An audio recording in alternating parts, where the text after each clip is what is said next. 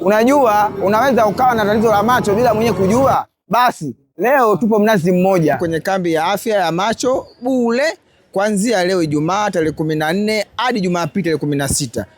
Ukiingia tu unapewa namba. Baada ya hapo unapewa mafunzo mafupi kuhusu afya ya macho.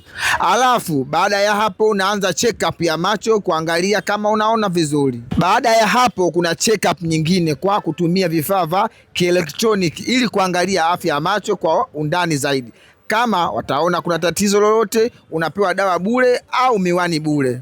Na kama wataona una uhitaji wa upasuaji, wala usijali, unapelekwa na gari la emergency na unafanyiwa upasuaji bure kabisa. Ukimaliza kucheki macho, unakuja upande mwingine hapa ambapo tunafanya check up za kawaida kama kupima pressure, kisukari na afya ya mwili kwa ujumla kama tulivyofanya sisi. Unatuona hapa. Baada ya hapo unachangia damu ambayo inaweza kuokoa hadi maisha ya watu 3.